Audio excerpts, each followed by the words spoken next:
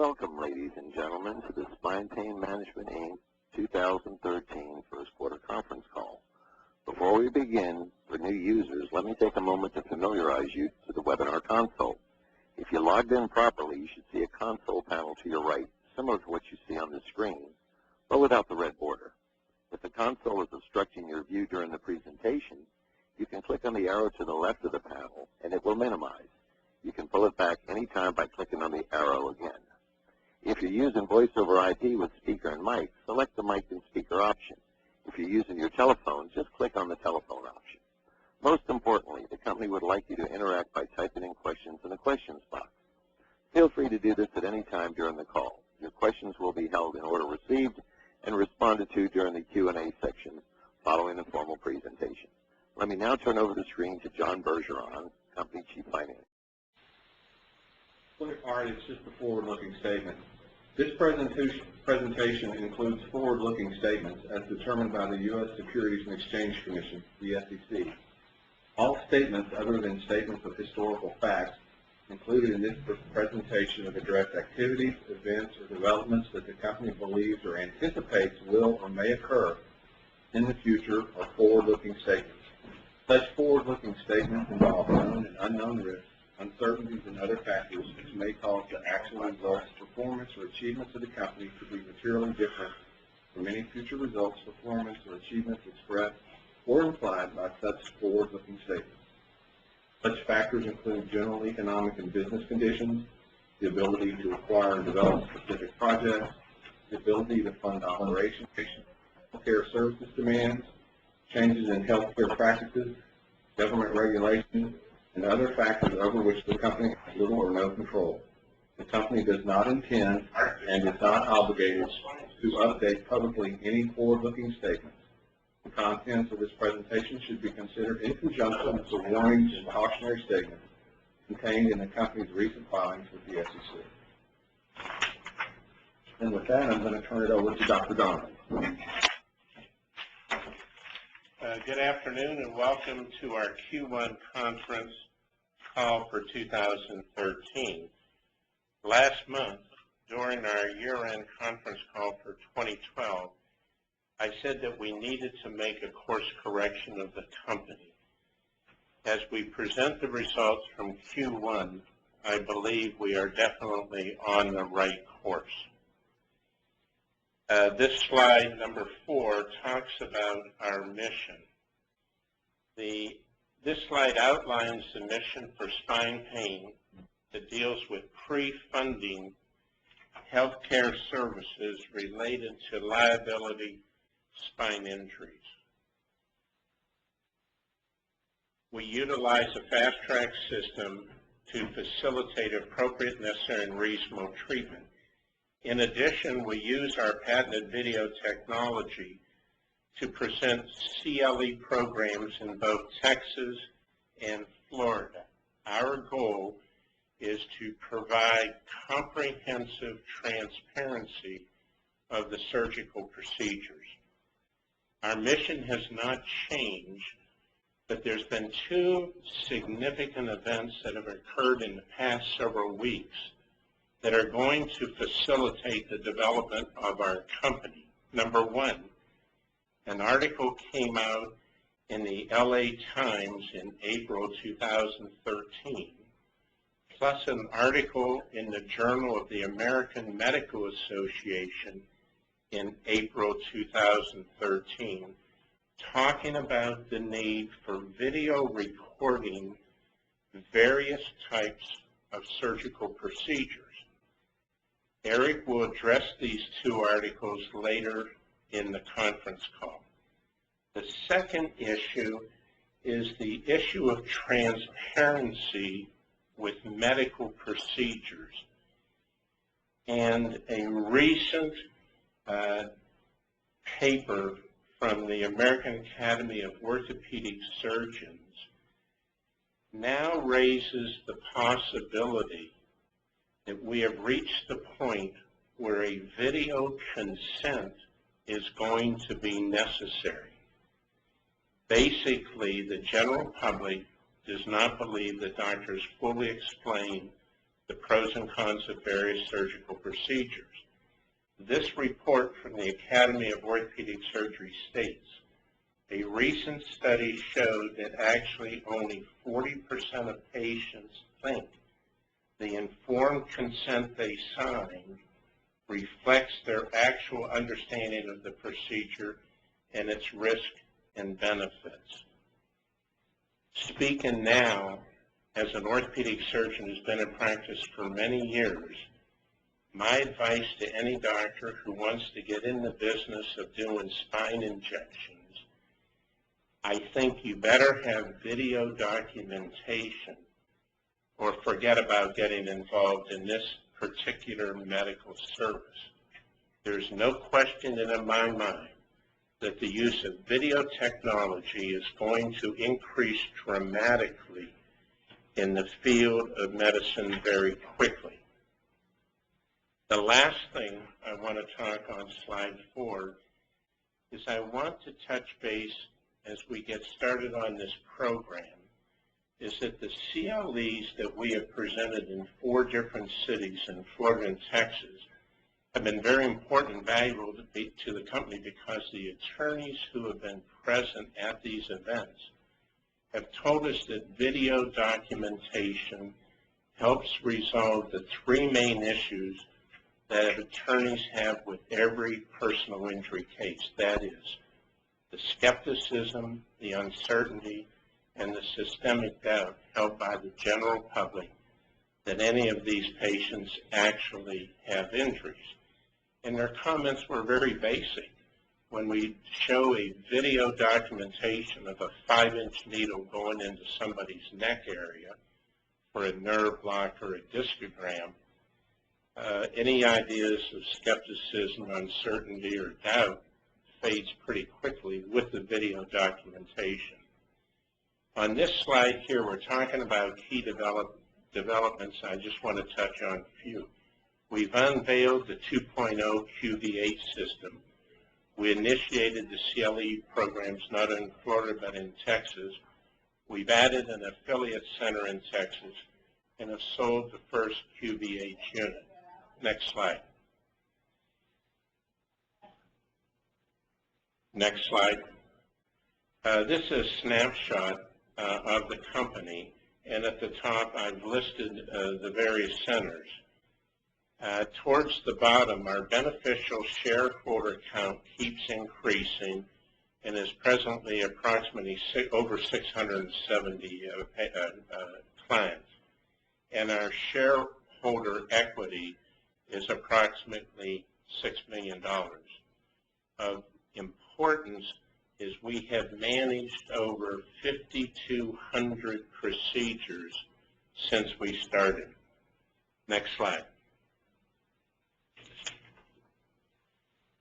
The spine injury market is very large, and the doctors who are involved must address these 4 main issues. Number 1, standards. Number 2, guidelines. Number 3, transparency. And number 4, outcome studies are becoming more and more important in medicine, as is transparency. The QVH system provides the ultimate transparency, both with what the actual procedure was performed, plus we get the patient on a verbal audio consent about the particular procedure. As you know, cash flow to doctors has been compromised, which creates a major opportunity for our company. We are able to create a comprehensive transparency to facilitate this process. I want to turn over the call now to John Bergeron, our CFO, and we go to slide number 12. Can't count. Next slide, number 8. Thank you, Dr. Dolman. Good afternoon, everyone, and thank you for joining us on our conference call today. Spin returned to profitability in the first quarter, earning $46,000 as compared to losing $630,000 in the fourth quarter of 2012 earning $482,000 in the first quarter of 2012. As evidenced by slide 8, for the last 3-month period ending March 31st, 2013, we reported net of an allowance for discounts or net revenue of $1,043,000. This compares to net revenue of $1.2 million for the same period of the previous year and $309,000 for the last quarter. Please note that the revenue and gross profit for the first quarter of 2013 exceeds quarters 2, 3, and 4. The decrease in net revenue from the first quarter of 2012 from the comparable previous period was due to a decrease in patient referrals coupled with more attention paid to policy limits, which reduced the number of procedures.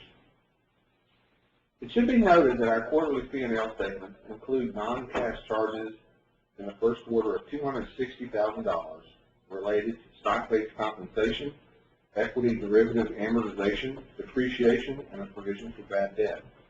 This compares to non-cash charges of $200,000 in both the first and fourth quarter of 2012. The statement of cash flows in the 10-Q lists out the non-cash charge details should you be interested. During the first quarter, we sold our first quad video halo and opened an affiliate in San Antonio, Texas. Now, on slide 12, you're going to see the balance sheet. I wanted to say something real quick about our accounts receivable.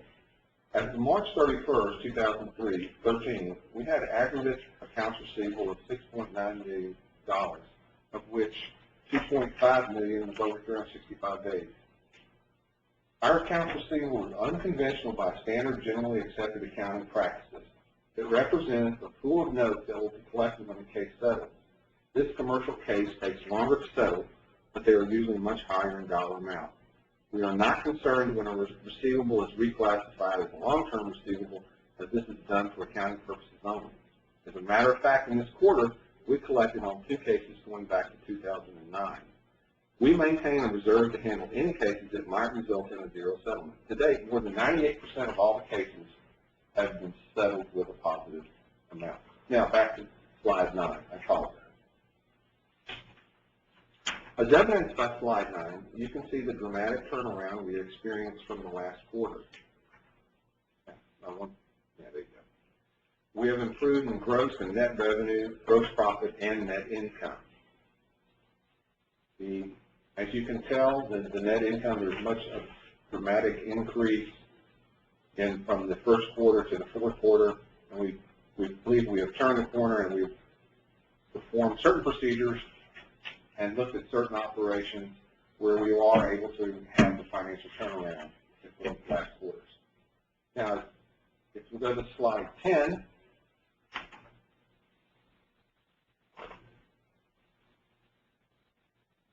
business remains strong as the next slide shows. As of the first quarter of 2000, we performed 464 procedures on 310 cases. As the case procedure growth graph indicates, we have now performed over 5,200 procedures on over 3,000 patients. Slide 11.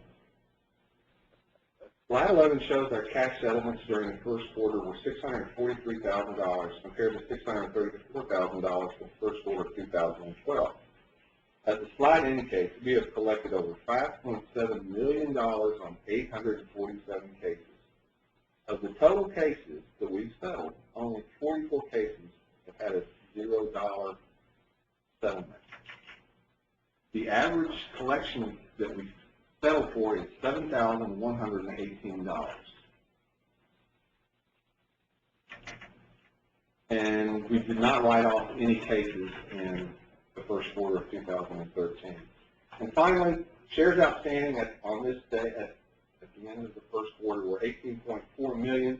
There was no stock issued this quarter. Shareholders' equity increased to $156,000 in the first quarter of 2013. Net cash used in operating activities was $170,000. I will now turn the call over to Dr. Donovan, founder and CEO of Spine Pain Management.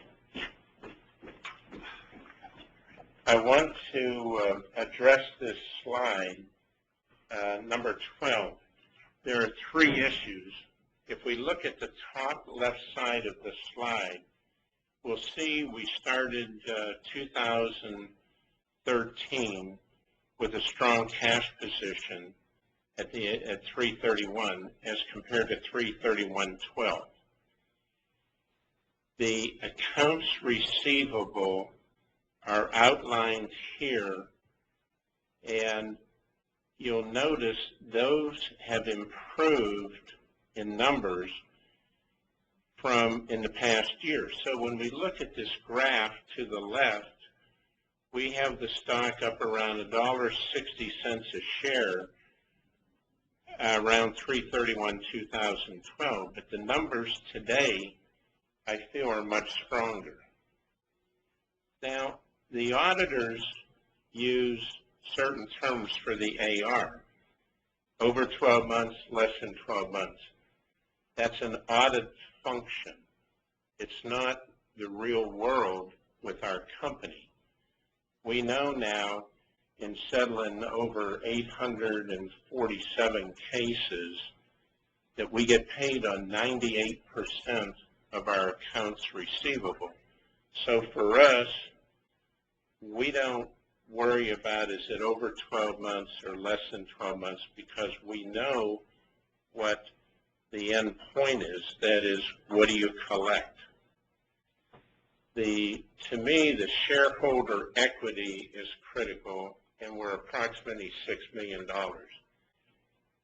From a personal standpoint, I think that our stock's undervalued at this time, but every CEO says that. Next slide.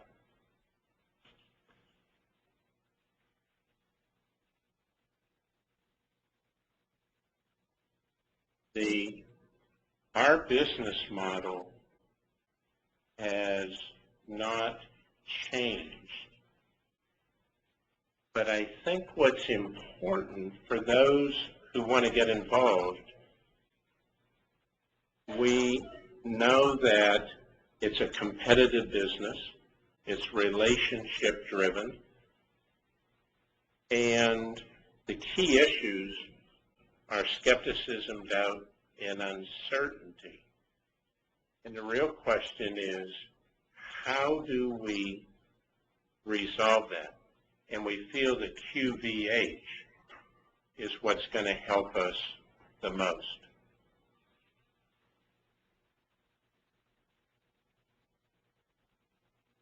And I gave you the example earlier about the 5-inch needle being placed in the neck.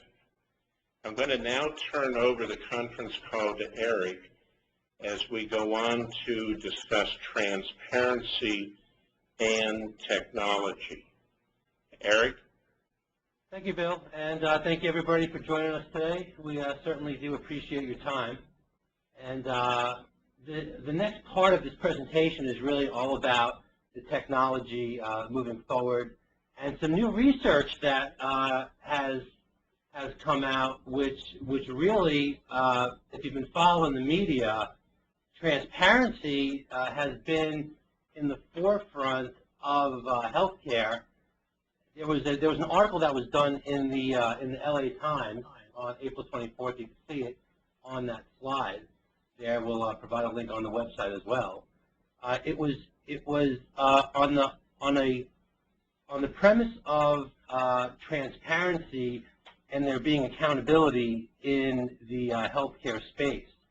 There's a Dr. Macri from Johns Hopkins University that published a book called Unaccountable, and it's all about how transparency is going to be the future of healthcare and take quality to the next level in healthcare and cut out serious waste in it.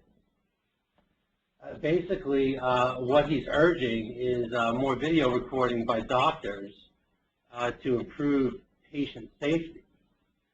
Patient safety experts are urging physicians to hit the record button, says Dr. Macri. There are 2 examples of video recording showing the potential benefits in both patients and doctors, as he references in his book, Unaccountable. There was several studies that were recently done using video recording and how it impacts the type of care that patients are getting. At Indiana University, researchers recorded 98 colonoscopies. And even though this doesn't relate to our field, the main premise of this article still holds true.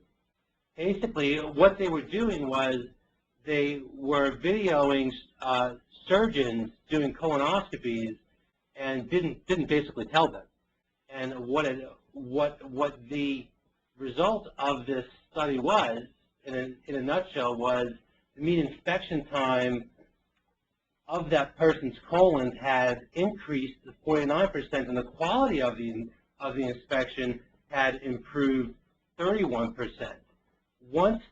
And this was realized once they told the surgeons that they were actually being videoed. It was quite the study of the power of video recording. Next slide, please. To further the power of video recording, the World Health Organization has been on a big push for hand washing at hospitals, and they did a study at Long Island's North Shore University Hospital, basically trying to get the employees to wash their hands more and more. And they had a very low compliance rate of about 6.5%. Well, what they did was they ended up installing video cameras in the area of the hospital to monitor hand washing by the medical staff, and it increased compliance from 6.5% to 81.6%. This Journal of American Medical Association essay was just published April 17th in 2013. And if you read more about this specific article, it goes on to even more research studies that are showing the importance of transparency in the operating room, and there being a better communication in the operating room, especially when it comes down to their having surgical checklists, which we'll get more involved with in the next upcoming slide. Next slide, please. The next slide deals with the power of video recording, and basically hospitals now saying, basically, if there's a legal issue, let's go ahead and watch the tape. And they're looking at the transparent technology to prevent frivolous malpractice suits in the healthcare system, and they're using it to look into training, remote training. Basically what they're looking to do here is to minimize the risks and improve the performance and the outcomes to maximize the returns back to the hospital. And again, this was taken from the book Unaccountable from Dr. Macquarie from Johns Hopkins. Next slide, please. The value of the Quad Video Halo technology to our company and to our shareholders as it relates to our business. Now, what we're looking to do is to really take this transparency approach now with this technology that we are at the forefront in the orthopedic surgery space, and even more specifically within our own liability market that we're in. And what we're looking to do with this now is to create the differentiation in the marketplace, and we're finding that the best of the best surgeons are now interested in using this Quad Video Halo technology. We are looking into there being a video patient operative consent, and obviously the video documentation of the procedure as well. We have been attracting a specific target audience to our CLE educational seminars, and we're finding as we're attracting the best of the best surgeons, we're also attracting the best of the best attorneys to our CLEs that want to know more about transparency and how we can help them to help their clients and get everybody the appropriate care that they need in these cases during a real difficult time for these patients. What we did on the right side there is incorporated some of the views from the CLEs that we had in these particular two were in Orlando and in Tampa. Obviously, the orthopedic surgeons and interventional pain management doctors like this new revenue source that this creates to their practices, especially during a time of compromised income during this healthcare crisis that we're in. Maximizing transparency and visualizing outcomes. Next slide, please. Okay, next. Here's our quad video halo technology. I'm sure most of you have seen this before, but just a quick overview on this. There are 4 different points of view. The top left is a panoramic patient view. The top right is an oblique procedure view. The bottom left is a physician view. And the bottom right is an actual feed from the fluoroscopic guidance machine, and that is a recording of what's going on inside the body to create the image of the doctor diagnosing the pain generated during the procedure. Next slide, please. As part of our protocol, we have incorporated a surgical timeout. This also goes along with the World Health Organization research. They had done some research on this and showed that it had improved efficacy in the OR substantially, cut mortality rates, and has had great benefit to the patient. Next slide, please. So the future shareholder value that we are creating with this quad video halo technology, as it exists in our existing business model, is to attract best of the best doctors, new doctors that are out there that are looking to take their practice to the next level and increase add a new revenue stream for their practice. We're looking to attract high-level and credible attorneys that have superior outcomes. Our Halo product is patent pending. And we're looking to expand the technology for present and future diversification of revenue. And we're also looking to expand into the medical device sector in the future when the timing is appropriate. Next slide, please. Here's some management goals for 2013. We're looking to increase the inactive existing client base. Basically, the older settlement cases are opportunities for us to now introduce attorneys to the quad video halo technology, because the initial attorneys that were sending the company that were sending clients over for the technology, basically they were not aware of the technology, basically because it didn't exist. And now this is a new opportunity for us to educate these attorneys on the quad video technology so they can educate their clients on it as well. Looking to attract new referral sources through our CLE programs, attract the best of the best physicians through our technology, and to improve cash flow and increase the cash collection percentage to the settlement procedures intended to streamline case communication with the attorneys. And last but not least, we're also looking to attract a Wall Street connected CEO to take our company to the next level. What I'll do now on the next slide is hand this over to Dr. Donovan on spin strengths moving forward in 2013. Thank you. Thank you, Eric. I just want to add just a couple personal things on the QVH technology. We've been obviously using it in Houston and McAllen. They're using it in San Antonio. But what I have found with these patients, they're awake. They're very aware of what we're doing. And most of them thank us for actually videotaping it. Patients are very smart. They know if you're going to be videotaping something, that means you're not doing something you shouldn't be doing. What we want to do with the video technology is pull back the curtain about all these pain centers and so on and so forth. Everybody should be willing to videotape their procedures in this kind of environment. Our strengths, we feel that the QVH technology is getting our program in front of the right doctors, the right players. We want to expand this business model for ongoing revenue streams.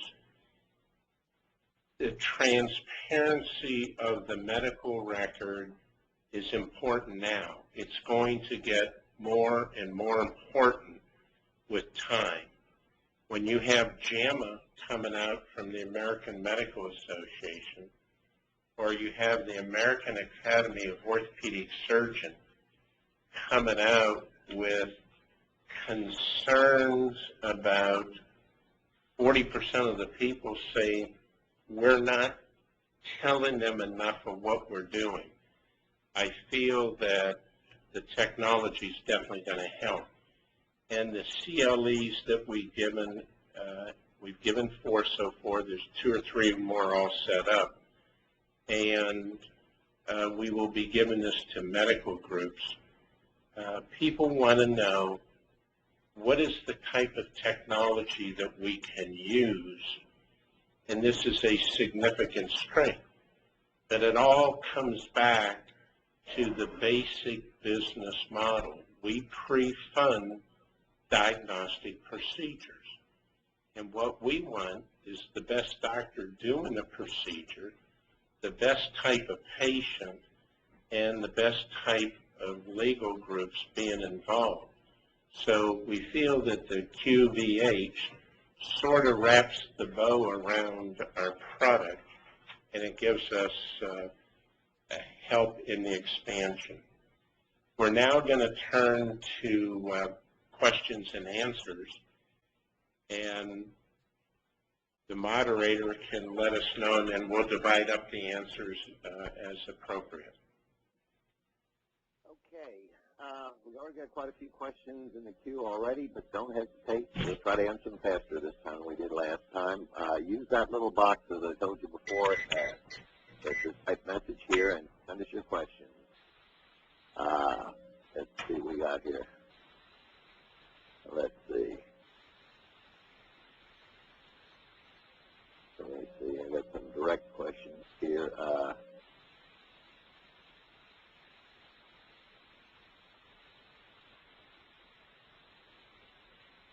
Just a minute. I got some chatter from the beginning when we got this thing a little screwed up in the beginning here, so I got people asking about that.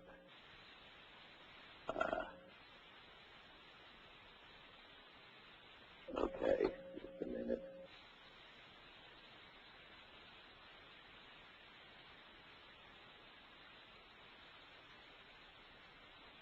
Okay, here's the first question. Let's see here. How many states prohibit the funding model referenced by Dr. Donovan? Could you please break down the revenue sources for this year in order of importance? And that's from Skip. Eric, can you address that? Yeah, the states that one of the states that prohibit the funding model that we had looked into is Minnesota. Most of the states don't prohibit the act of obviously doing medicine, but what they do prohibit is the corporate act of medicine. And even though spine pain management doesn't do that, some of the state laws, like Minnesota, that we had looked into, prohibit us from going in and doing an affiliated model like we do in Florida and in Texas. But Minnesota is one of them. And the two-part question, it says, let's see, please break down the revenue sources for this year in orders of importance. Well, okay. revenue sources with reference to Florida and in Texas? Well, the question is, could you please break down the revenue sources of this year in order of importance? I'm not quite sure what that means. I know we've got a little bit of revenue source from the one sale of that halo. So, yep, if you could go ahead and re-ask the question, we'll bring you back in later on it if you can get clear. I think, to answer the question as directly as I possibly can, I would say that order of importance in revenue, and John Bergeron can correct me on this, would be the affiliates in Texas, the affiliates in Florida, followed by the sale of the Quad Video Halo. There you go. A good answer. Okay. From David, recording, injecting, or CLE classes. It seems you've really turned the corner now. Now, how do we grow like we should? Some specifics, please.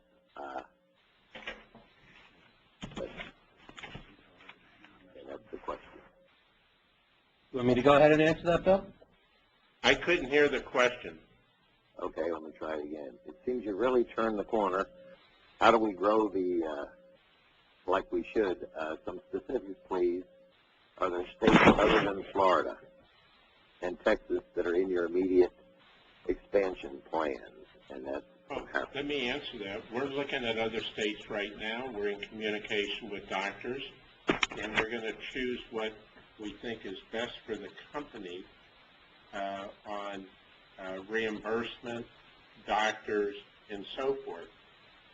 So we're constantly looking and talking. I had a conversation today with a doctor from 2 different states.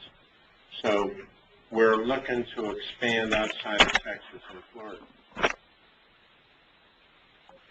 Next question from Ted. What are the gross margins on the Halo system?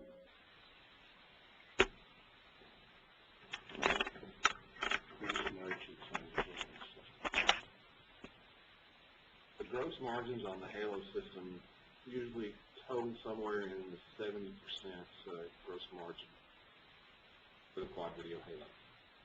Now I need to speak a little louder. Okay, we're having a difficult time hearing you, Art. I'm sorry. Okay, I was saying, you have to speak louder too, I guess. Anyway, I was having a hard time hearing you.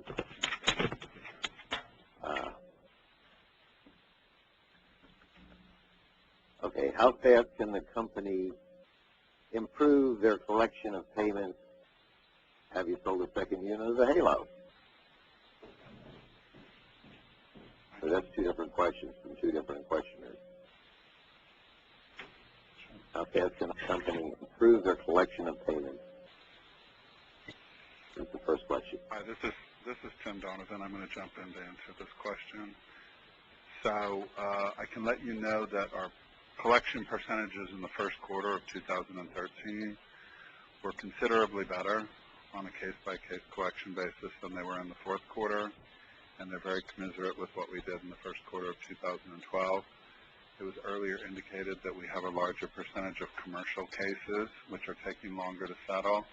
I can tell you that I've done comparison data on that information as well. Our percentages are getting stronger on these commercial cases that have higher balances, higher policy limits, and they take longer to settle because they're going to litigation, they may be going to trial, but those percentage rates are getting higher. So I think the shareholders should find that very encouraging. It gives you an idea, in addition to what John Bergeron said earlier, that 98% of all of our cases have collected, and even though it's taking longer or it may be categorized differently by the auditors, the mere fact that we are collecting at a better average this quarter than we have in the past should indicate that while collections may have slowed on commercial cases, the timing-wise, the percentages are still up. What states will not allow spine to operate? We have a list of the various states that would not be the appropriate states to go into. not only for NADA being allowed, but the reimbursement is just not that much. And it would probably, out of the 50 states, it's probably 12 states that would not be on our radar. They're just not on our radar. Are the Florida centers cash flow positive?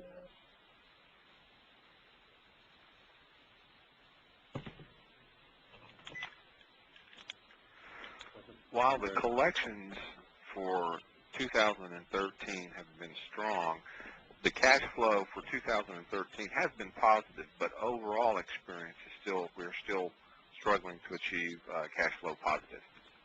In Florida? Yeah. Okay. You might want to add to that, has the situation in Florida been resolved any further from the law changes? No. Gary, can you address those law changes that go back and forth? Yeah, since our last conference call, they have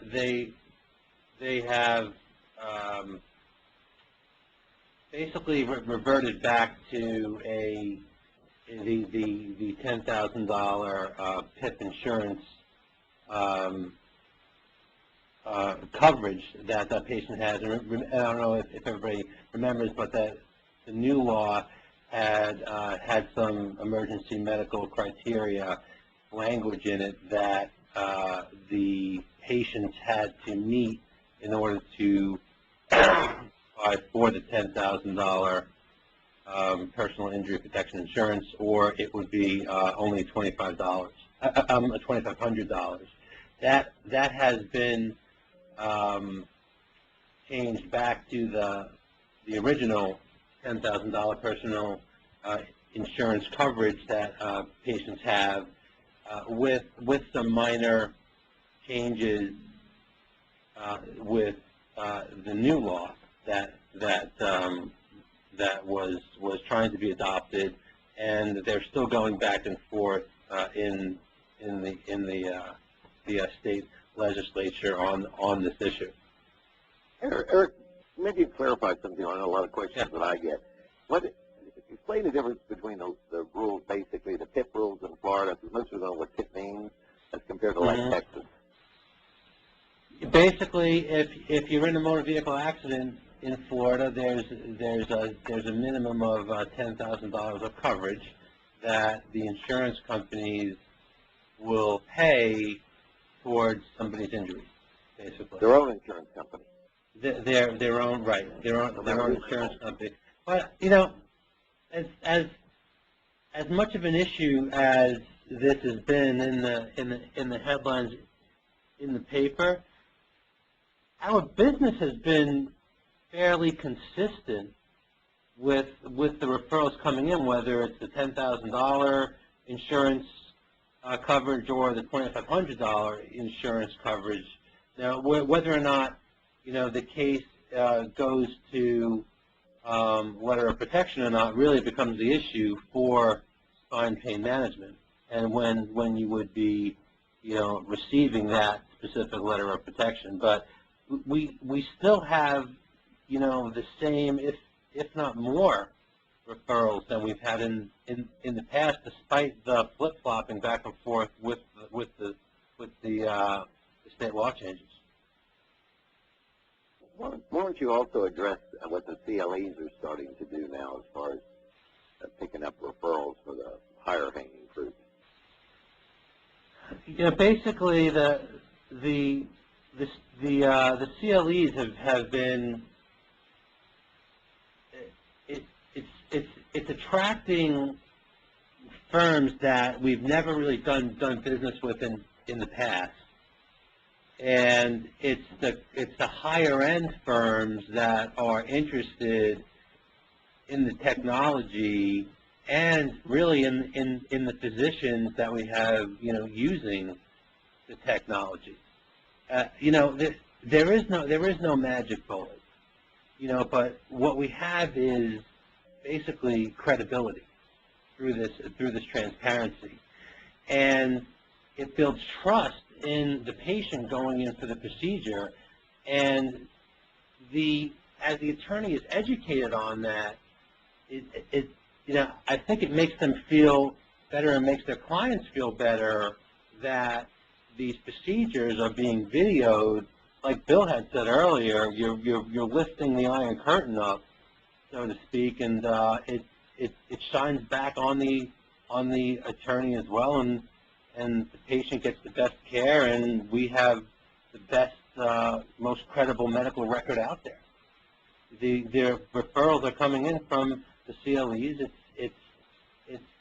It's not without hard work and dedication and resources, but it is happening. We're building equity value in our business model, or both a short and long-term strategy, really. Well, Rob asked if we can have a list. Yeah. Art, I'd like to add to that. Just, I think it's really important for the shareholders to understand that, like with the launch of the CLEs, San Antonio opening as an affiliate, I can tell you I've been very closely spending a lot of time there getting it up and running. San Antonio is really like a pilot market for our shareholders to understand.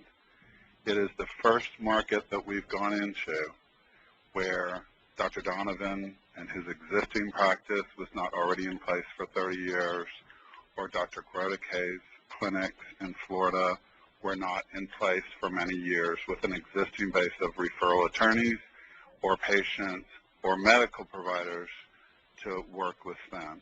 So in San Antonio, it's a perfect example that we have been able to use the CLE as it is truly intended. Instead of sending sales and marketing people out like our competitors might do to drop off trinkets and gifts to try and get referrals, we've cut right to the heart of the matter in educating the attorneys who understand that this segment of the industry needs transparency because of the skepticism that's involved, and they need tools in order to do better by their clients and their cases.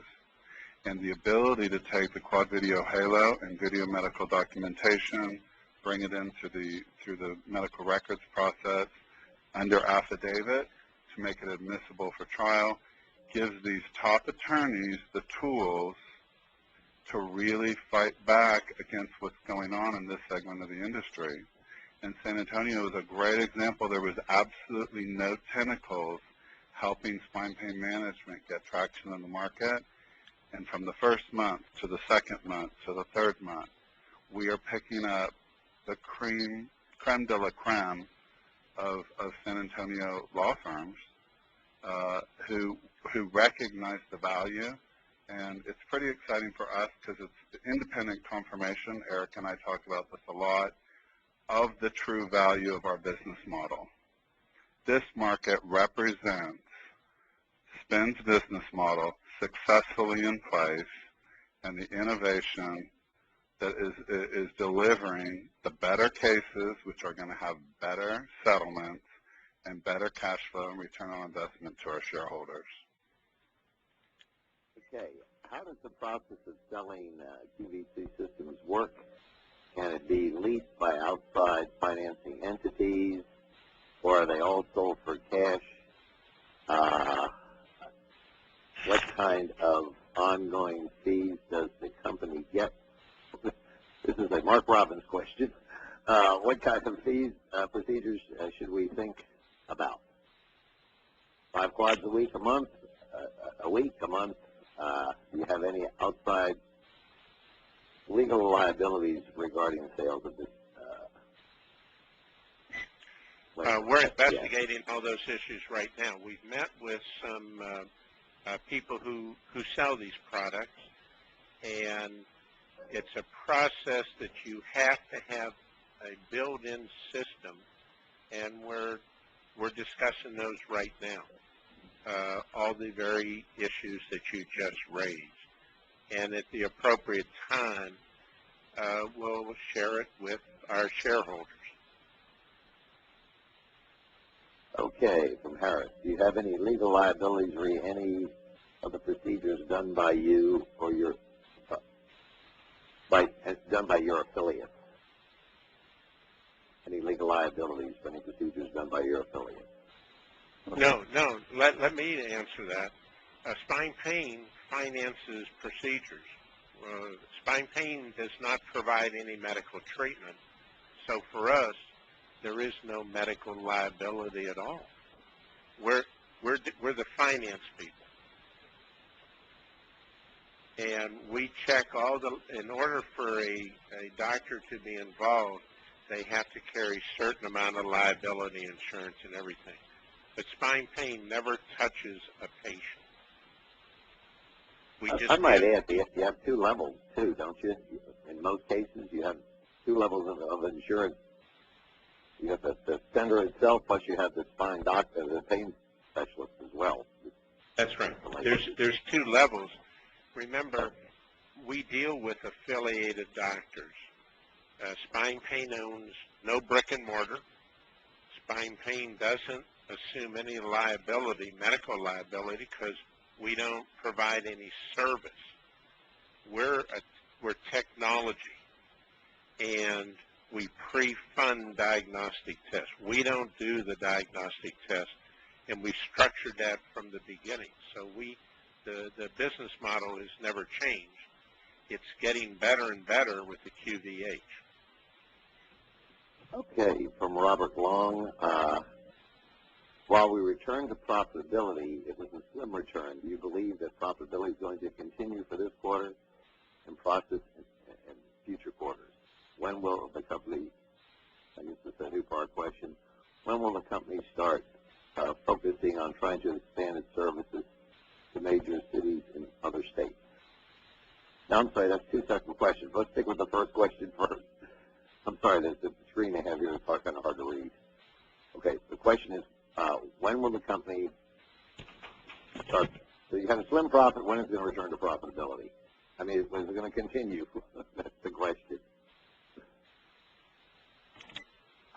Art, in regards to the second quarter earnings, a little premature to say exactly where we'll end up. I will say that we will be close to profitability. In regards to the other questions, I'm going to pass it back to Dr. Donovan.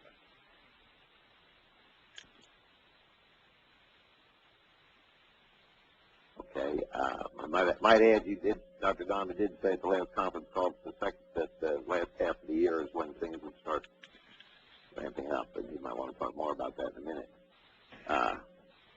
Okay, the next question is, when will the company start focusing on trying to expand its services to major cities in each state?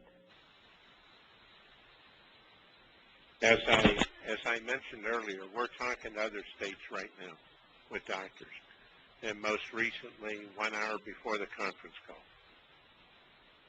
And we're talking to doctors in 4 different states.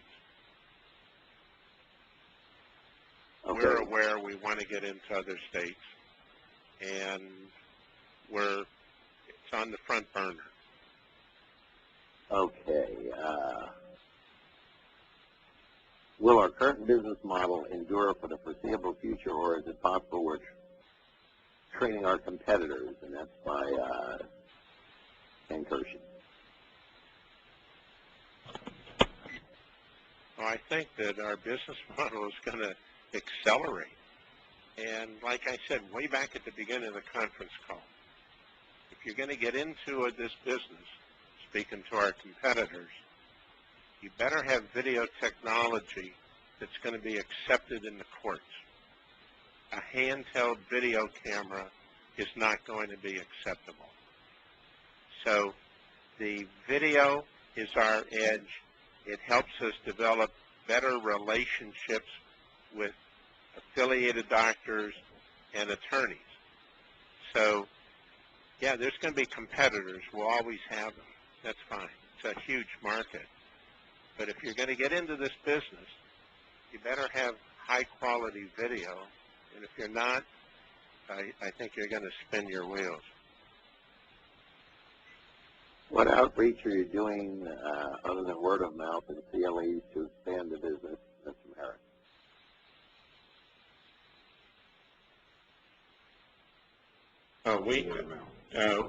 We have, the CLEs are critical, And what's interesting, I've given some with Eric, and these attorneys are asking us to come into their office to give a mini CLE, a modified version, obviously, to their staff.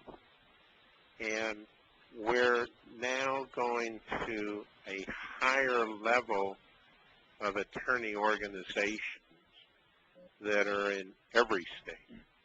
So the CLEs are very important, and we're going to be attending national medical trade shows, unveiling the QVH to the community.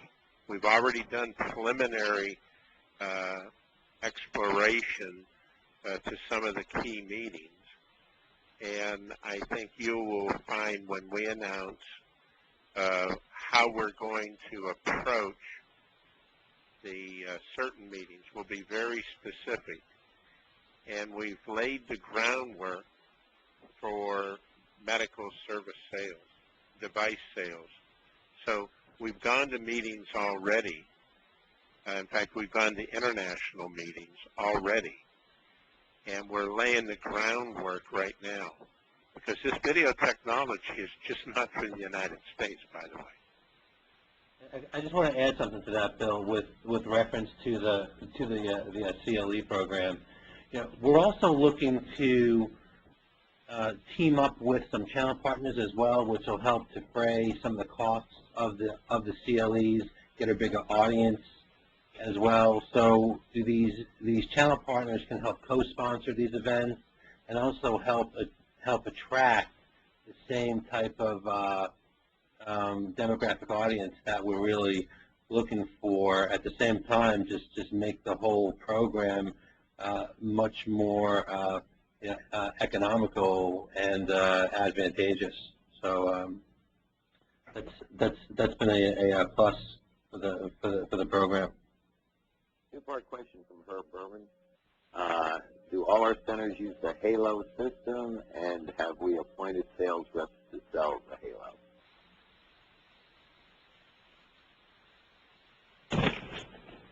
I can answer that for Herb. All of our affiliated centers utilize the Quad Video Halo for all procedures at this time, and I'll let Eric again reference direct medical sales contacts. Herb, we have not hired direct sales reps to sell the technology yet. We are currently working through that part of the business plan. Okay. Is there a point in time, Mark again, is there a point in time where management could see the sales gross margin of QVH systems produce sufficient funds to finance new patient funding? Absolutely. Yeah, I would say yes to that, yeah. And if so, how far out would that be? Well, as soon as you sell more than one unit. I mean, Okay. Okay. Let's see. What percentage increase in gross billings do you anticipate for the second quarter for the year? Have we found a replacement affiliate? Oh, that's the second question. Oh, the first question is, what percentage increase in gross billings do you anticipate for the second quarter and for the year? That's how it.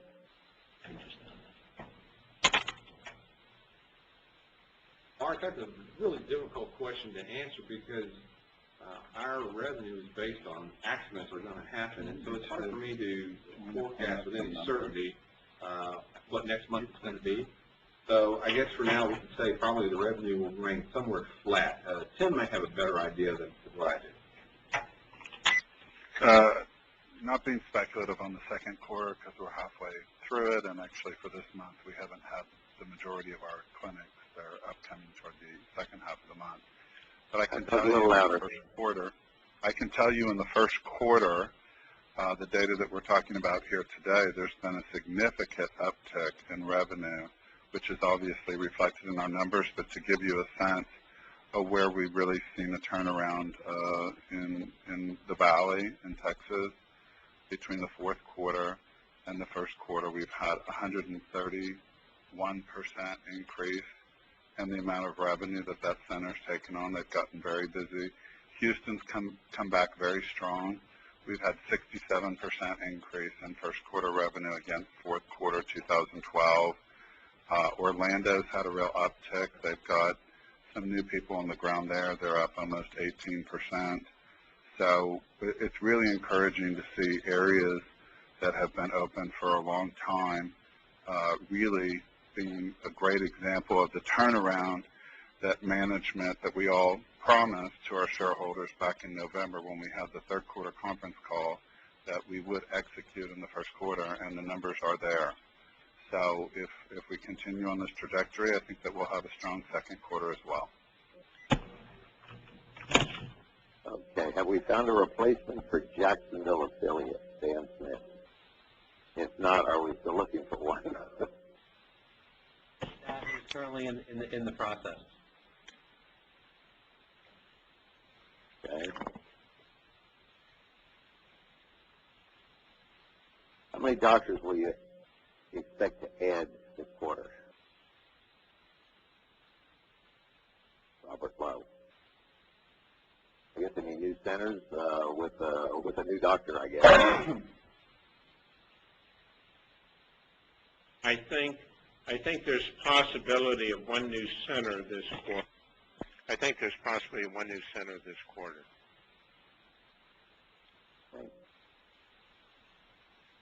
Can you explain why the company changed its business description from buying receivables to operating centers in many past presentations and 10Qs? The company described its business as, I don't remember this, factoring medical receivables. Why the change?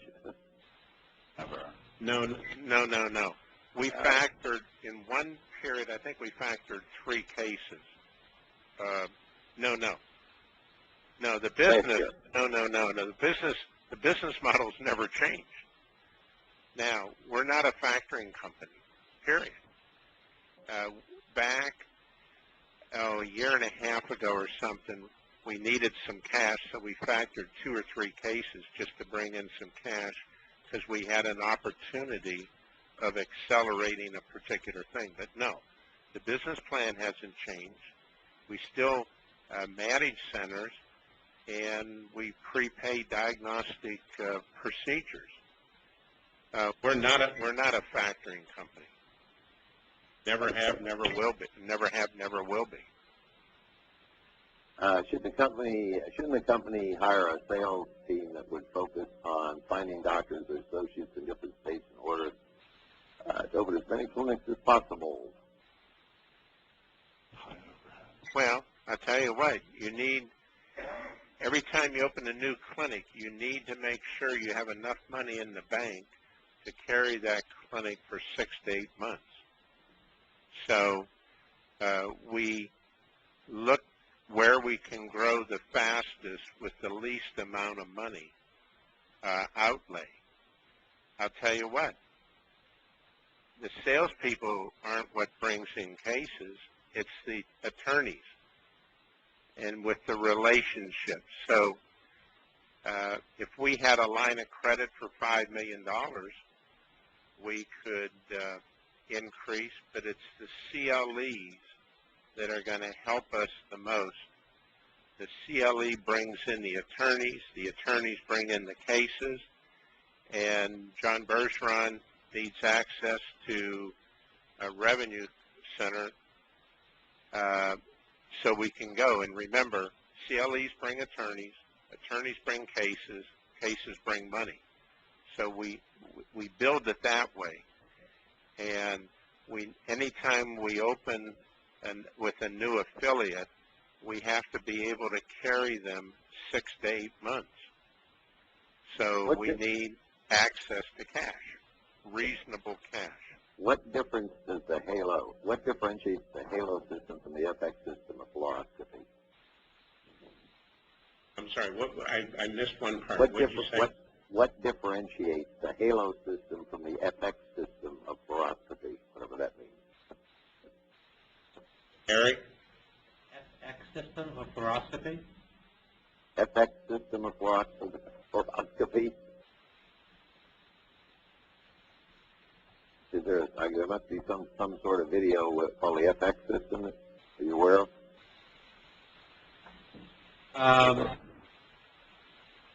Harris, send an email to the company on that one. Let's move on. Yeah, let me take a look at that and then comment on it. I have not seen that one. I don't know if it's under a different name, but Okay. I can tell you what differentiates us from competitive video surgical systems out there, if that would help. There are other surgical systems out there from major medical device manufacturing companies that mount cameras throughout the operating room, like in the ceiling, on the walls, up in the surgical OR light, and basically they're much further away from the sterile field, which means you can have somebody blocked out in front of you. You can you don't have the ability for certain types of images like you do with the Quad Video Halo unit. The Quad Video Halo unit is the closest that you can possibly get to the surgical or procedural area in sterile space without really violating it. So that would be a major differentiation to the major medical device companies out there that incorporate the video into their surgical suite of devices that they have. One of the things I happen to really like about the Quad Video Halo is the design of the quad window, meaning the way the views are positioned on the same screen with what's going on inside the patient. I think that view has a tremendous acceptance from the doctors using the view. In fact, even seeing the doctors perform these procedures in person, many times you see them now looking at the Quad Video Halo screen as they're looking at the actual video fluoroscopy screen at the same time. So it's quite helpful in that regard, and it is really different than other competitive like products out there. Let's try to raise the questions up a little bit faster too, if we can. We've got a few more questions here, but go ahead. Eric, I wanted to add one thing, Art, because I think it's very important. I think everybody's had a lot of questions about the Quad Video Halo, some misconceptions and misunderstandings over the last several months. I think in regards to the question about like FX fluoro, again, remember the value to attorneys and a value to patients in their cases is not having an internal fluoro feed. It's in the interpretation and the presentation of 4 quad screens, like Eric was just saying. And another powerful thing that we haven't talked about a lot today that I think in the second quarter we will discuss further is the interaction between the physician providing the treatment and the patient who's undergoing it. That's the actual audio-video interplay of the doctor communicating with the patient while they're undergoing a diagnostic pain procedure. A lot of quote-unquote competitors, which we don't really view as competitors, as apples and oranges, are doing twilight anesthesia. They're knocking out their patients. You'll hear this more and more often. One has to understand, in order for this procedure to be a valuable tool that can be entered into the case, into the medical record, or brought into court vis-a-vis affidavits and subpoenas, is this ability for the person who would be viewing this video medical documentation to interpolate what the patient goes through when they're having a procedure. It's the entering of the needle. It's the physician asking the patient as they enter in if this is the pain that they've been experiencing and differentiating the pain between that which the patient endures from the needle or the anesthesia or the actual injection. And in regards to one procedure in particular, the physician that we handpicked in San Antonio, is one of only 2 physicians in that entire part of the state, one of the fastest growing areas in the U.S. right now, who can do cervical discograms. This is a procedure that had been used by spine surgeons and some pain clinics that was under a lot of suspicion because people didn't understand really the value of a discogram. It's the interaction between the doctor and the patient. That is not something that a competitor like FX Fluoro, or as Eric so astutely put, anybody else putting a video camera on the top of a room that's going to get blocked by the doctor, or the sound that's muffled. None of that is going to be of value because it just doesn't show the interplay. Our attorneys are always like just amazed at the ability of the video to tell a story. We need to move on. That was a great answer. Let's see here. The next question is, what number of specific cases has Spine added as a result of CLEs since they've been presented? So, look, Barry? yeah. Robert Lowe. Yep. Yeah, Art, we're still looking at that data as it's come in each month. We get more and more. We do have a process of follow-up after the CLEs to where the attorneys contacted. We try to do an in-service with them and get to sometimes the case managers in certain firms. But we are compiling that data, and we'll probably have more on that. Not probably. We will on the next conference call. Yeah, we've only, from what I understand, we've only had one CLE that's over a month old anyway. Right, right, and you know, we are getting business in from them now. Okay, are we seeing per procedure revenues for HALO uses? Do the centers receive the HALO procedure revenues from attorneys? Wouldn't it be more profitable to expand further in the geographic markets that you're already in rather than expanding in the new state market? Does that make sense? Okay, I'll read it again. Are we seeking per procedure revenues from HALO uses? Do the centers receive the HALO procedure revenues from attorneys? I'll stop right there. In other words, the attorneys having to pay. I think if the attorneys having to pay for the disc, I think that's what he's trying to ask. Yes, the attorneys pay for the disc vis-a-vis the medical records process. The actual DVDs are considered a case cost. They're not rolled into any kind of treatment bill, and therefore they're not subject to any kind of reduction or negotiation. The flat cost that's paid vis-a-vis the medical records process. So what you're saying is we get 100% of that as what we bill on that portion? Absolutely. Okay, great. Okay, let's see here. Skip ahead here. Can't believe we still have 23 people on board here, but we're going to stick it out here.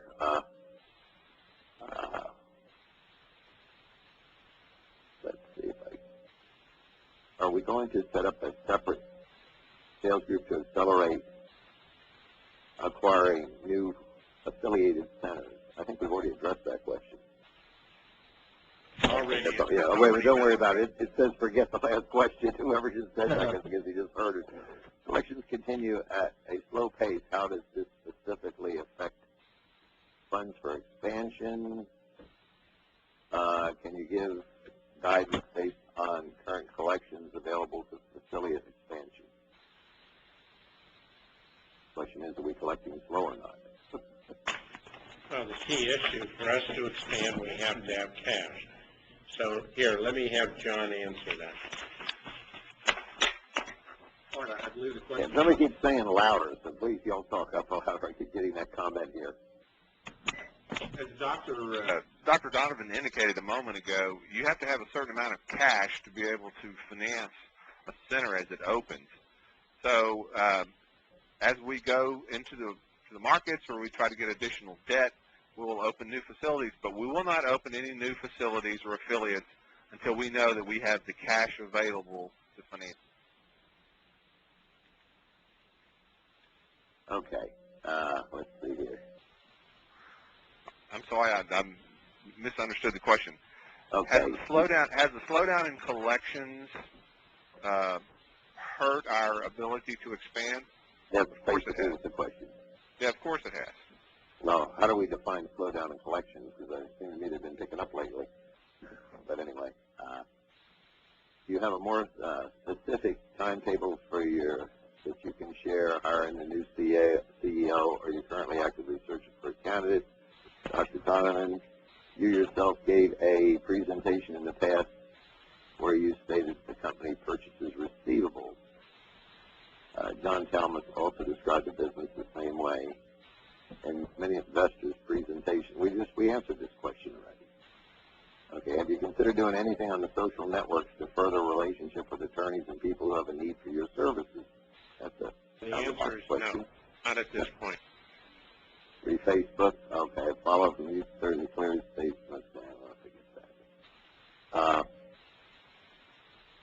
what do you perceive as being most misunderstood regarding the company, and can you briefly address it? Well, I think people think we're a factoring company. We're not.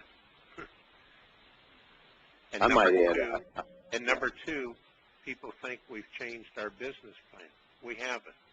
People think we've changed the business model.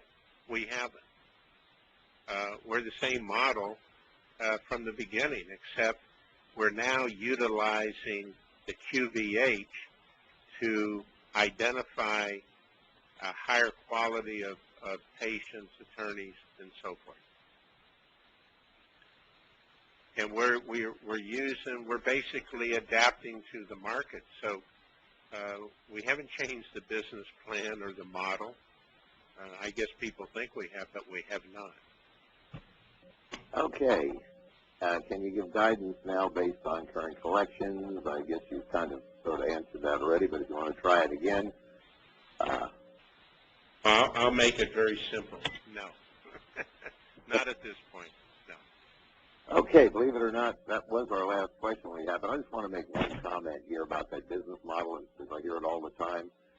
Obviously, the business model works well. If you look at those almost $14 million in gross receivables, which are the net.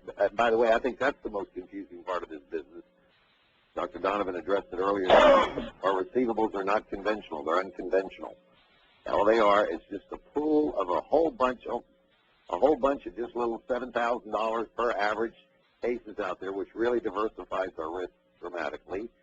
And that's all they are. Some of them take longer, some of them take shorter. The accountants automatically, if you do 2 procedures today, they're going to put one long-term and one short-term, and they don't have any idea. They could all be collected right now. But the point is, Dr. Donovan funded this company out of his pocket in the beginning with maybe $1.2 million, $1.4 million, raised $400,000 early on, and with that, we've generated $5.7 million in real cash collections. And if you take that $14 million number and cut it in half, that's another $7 million. So this company can absolutely grow. It just grows slower without a lot of cash. But it will continue to grow as it sits right now. And if I'm out of school over there, interject. No, Art, I think that's a terrific summary. And I want to thank everybody. I mean, 23 people have stayed on through this whole thing. I thank you very much. And we'll get back to you on Q2. And we want you all to share our story. It's a wonderful story because the patients benefit from all of this. Remember, most of these patients have no insurance. They don't have access to these medical products. We make that access possible by pre-funding. And it's profitable to our shareholders. So we're doing, on the one hand, what we should all be doing, helping people. And number two, as a shareholder, it's profitable. And we plan to continue, plan to expand, and we want to surround ourselves with the brightest people as we grow. But I want to thank everybody for being on the call, and God bless. Thank you very much, and we are signing off.